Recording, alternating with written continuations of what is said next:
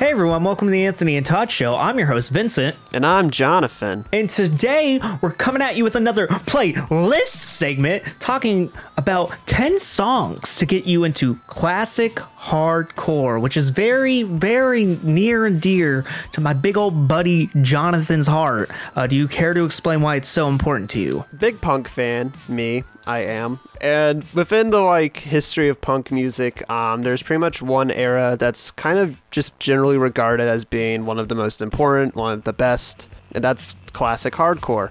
Classic hardcore, defining what is the classic era versus any other era of hardcore, is pretty much the era starting in 79 to about 84. This is when Black Flag started becoming big and started really defining the hardcore sound. This is when all the big bands came out, and then most of them broke up, disappeared, went to jail, died, pretty much up until the year 84. And that's just kind of when the initial wave of hardcore kind of just stopped. A lot of the bands that were the hardcore classic bands either changed their sound if they were still a thing, or just completely gave up for a little while.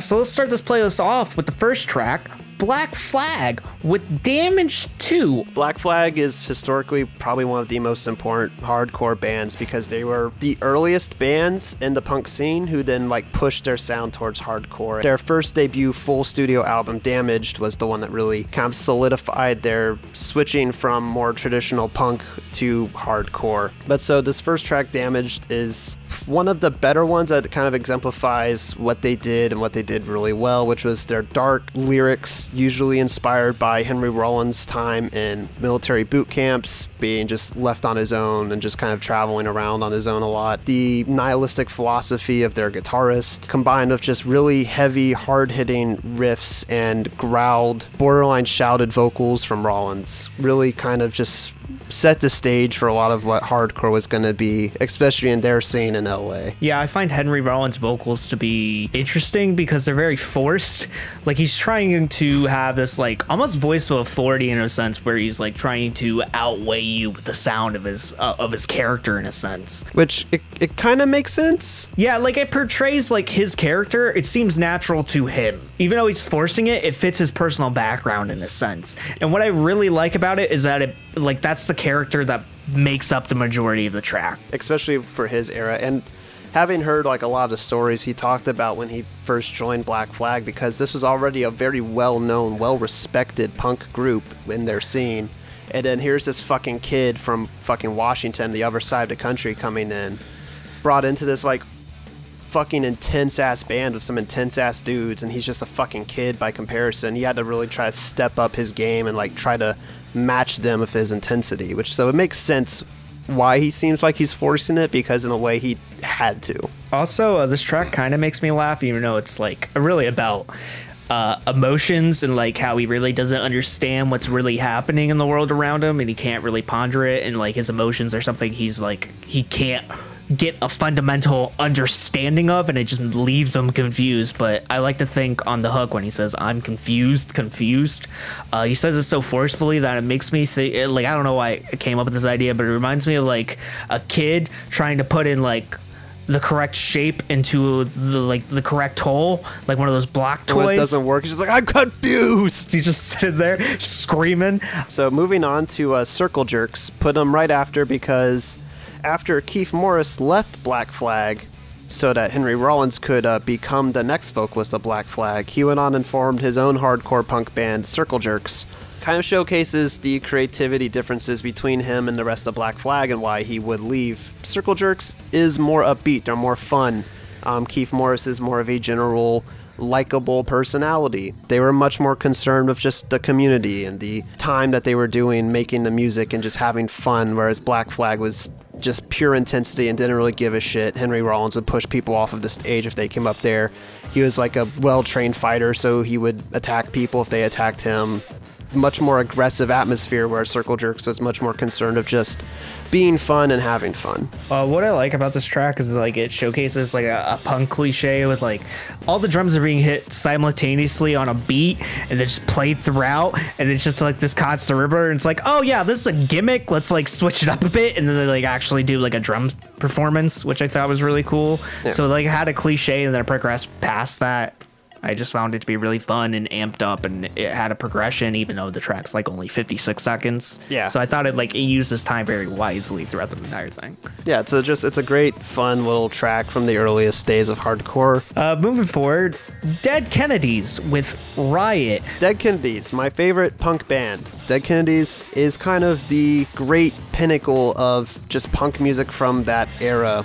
The way they mixed hardcore with more original traditional punk sounds, the way they could include funk and some more poppy sounds, which would kind of showcase how punk would start developing towards pop punk.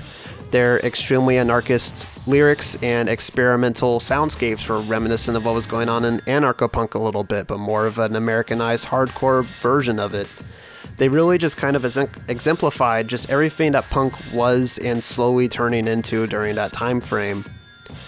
They have some of the smartest lyrics. They have some of the funniest lyrics. They are great at satire and personality. And Jello is just one of the best frontmen that punk has ever had. He just absolutely always exudes just charisma and character. And he's so good at fully embracing these other versions, just like these other characters that he's just playing out the role as, or sometimes becoming extremely genuine at the same time.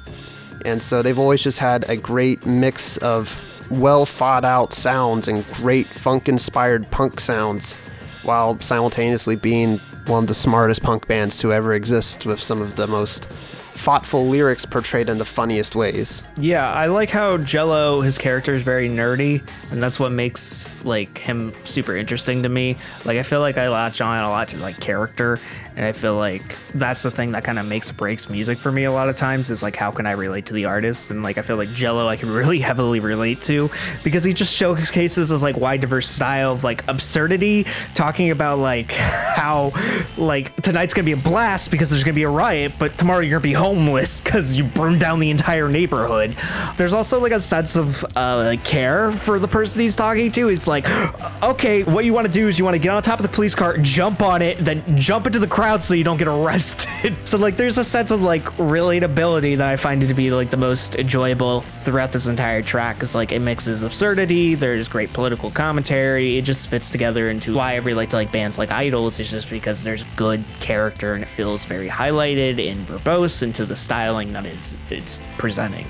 Jello, like a lot of the anarcho-punk bands, was very critical of the punk movement and some of the stereotypes they were falling into. And so what the song kind of was just hey, I know rioting is fun, it's a great way to get aggression out, and sometimes it does bring change, but unless you can get your riot and its destructive force to your actual target, all you're gonna do is just fuck up where you live and achieve nothing. Moving forward, we got Minor Threat with the track Minor Threat. They were the first people to really use the phrase straight edge. So even though they're probably not the first band to exhibit those ideas behind straight edge, they were the first to kind of give it a label. So they're good for that reason, because one of the big movements that helped hardcore kind of come back in the 90s was the straight edge movement. And so Minor Threat, simply by being the band that created the straight edge movement and being a hardcore punk band, really set the stage for hardcore's second coming. But also in their time frame, they're just a great hardcore band. For being just a bunch of teenagers who were barely able to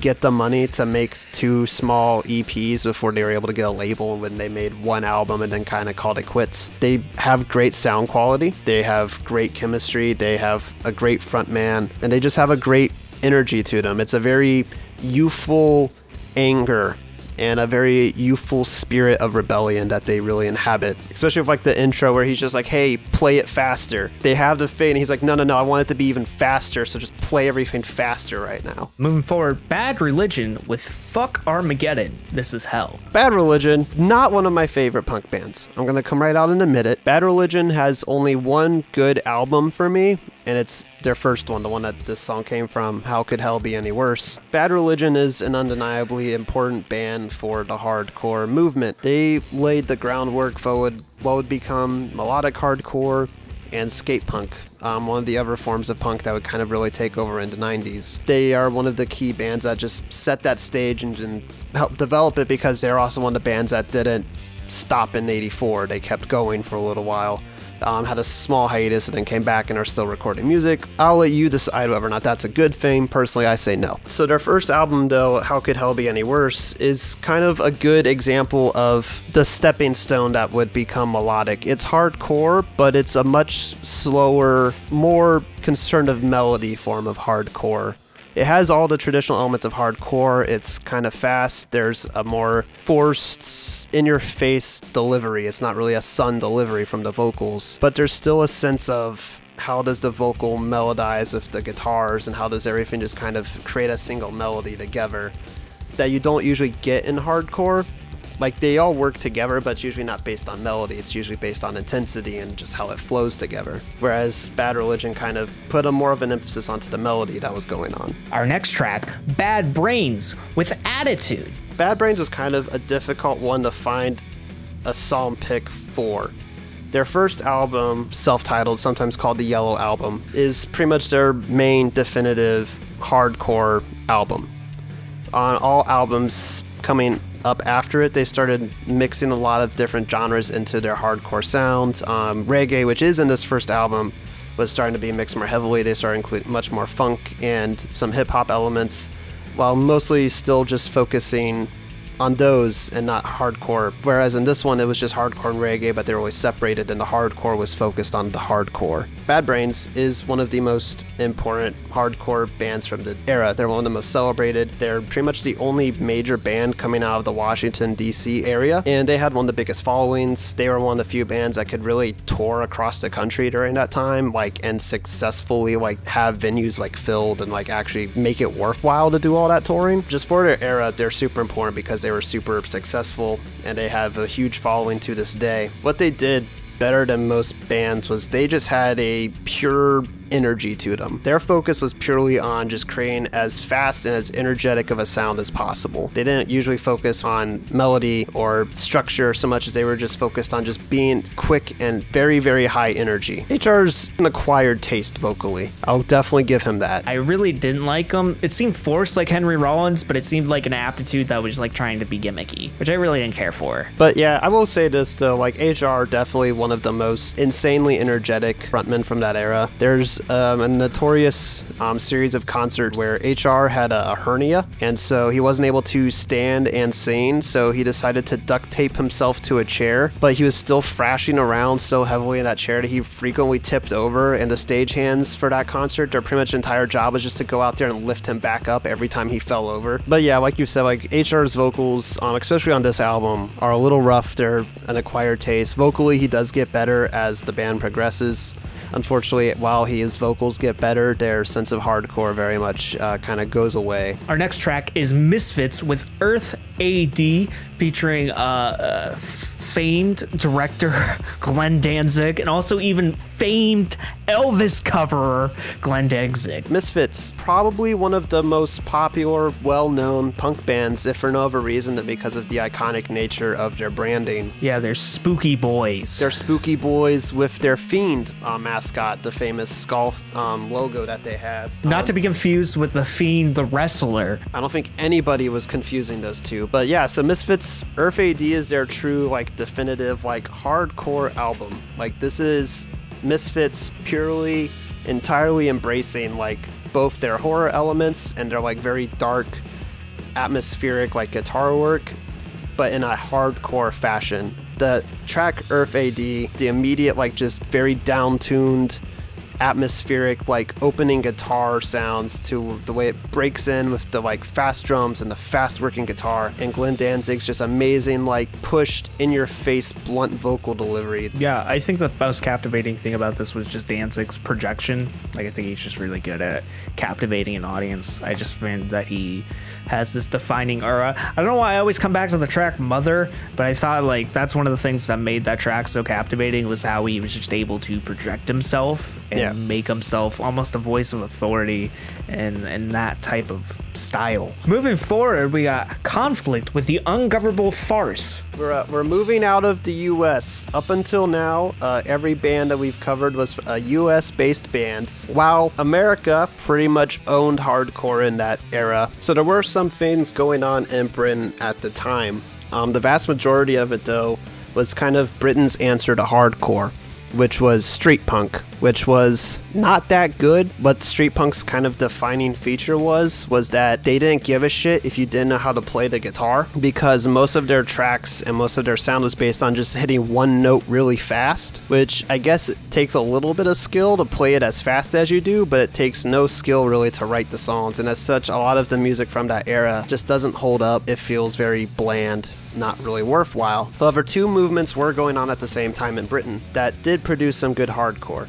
The first one that we're talking about now is anarcho-punk. Anarcho-punk is a little bit stylistically unified, but it's more thematically unified, in that all of the bands from that era were anarchists. Most of them were on the same label. They worked together. Vocalists from one band would frequently show up on a different band's track and album. As such, there's a kind of an understanding of unity between like the entirety of anarcho-punk. They all were together. Conflict is the kind of definitive hardcore band within the anarcho-punk movement. They were the biggest. They were the ones who like pretty much led the anti-street punk like attitude. The Exploited, who's kind of the most well-known street punk band from the time, had their like group of fans, and then Conflict had their group of fans, and they were frequently like fighting with each other. They were always like in a rivalry. They frequently made songs calling out each other for being betrayers of like what punk is supposed to be, for being sellouts, shit like that. So Conflict is kind of really the definitive anarcho-punk hardcore band, bringing these very borderline spoken word vocal deliveries where they just kind of say things aggressively, not really singing, with very fast and like aggressive guitars underneath. Usually the vocals and the guitars don't really like match, like in terms of like delivery, like they kind of do, but the vocals are more just spoken, whereas the music is kind of a little noisier, a little more sometimes improvised, and doesn't really have like a distinctive structure to it all the time. Conflict's most definitive album, kind of usually regarded as their best album, their classic album, is the Ungovernable Force, off of which the Ungovernable Farce is probably one of their most distinctly like very aggressive hardcore tracks from that album. It's a great track if you want to just kind of very quickly understand what the anarcho hardcore sound was. Moving forward, we got Discharge with The Nightmare Continues. So then the other big thing going on in Britain at this time was what became known as D-beat. D-beat is a very specific style of drumming that occurs in punk, and it's one that you might not immediately know what it is, but then when you hear it, you can immediately identify it, and then you're like, oh yeah, that's what that is. I hear that shit all the time. Discharge is the band that really created the D-beat sound. Hence the reason it's called D-beat. It's literally supposed to be discharge beat. They kind of created the movement, and then every band that followed afterwards and kind of took from their sound usually named themselves off their Discharge, calling them Dis something, or just starting their name off of a D. You can't do a hardcore thing without including something by Discharge just because they created that whole bit. And finally, moving on to our last track, Siege with Starvation. This is the end of hardcore. Siege existed only pretty much in the year 84. The year that kind of was the definitive end of hardcore, and Siege kind of represented everything that this movement was kind of coming to its natural conclusion, which was everything just pushed to its aggression pinnacle, its speed pinnacle, its intensity pinnacle. As hardcore kind of kept going, bands that kept coming later were just trying to constantly like push the edge that they were doing just further and further, and Siege just kind of represented that end point. Siege in the 90s would be the key influence in the hardcore revival for what would become power violence. They pretty definitively represent the end of the classic hardcore era. Yeah, this track's just completely exertion. It's just running it to its natural conclusion as fast as you possibly can. This track's only 44 seconds, and it feels like forever. That's long by some power violence standards. It's like it just tries to take up as much space as possible in the unlimited, like a super limited amount of time, which I found to be the most cool quality about it. And that's it. That's our 10 tracks to get you into classic hardcore. This has been the playlist segment. I hope you enjoyed. Did you enjoy, Jonathan? I did. It was really fun. I haven't gotten to talk about these bands a lot because nobody wants me to. They usually just kind of tell me to shut up. And now I have to tell you to shut up because the video is over. If you want to follow us on Twitter, Instagram, Facebook, you can find find us at Anthony Todd. You want to find us on Patreon, you can find us patreon.com/The Anthony Todd Show, and you can find us Podbean, Stitcher, Apple Podcasts, Google Play Podcasts, and Spotify by searching The Anthony Todd Show in your favorite podcast browser. Until next time, guys, I am Vincent. And I'm Jonathan. And see ya, boyos.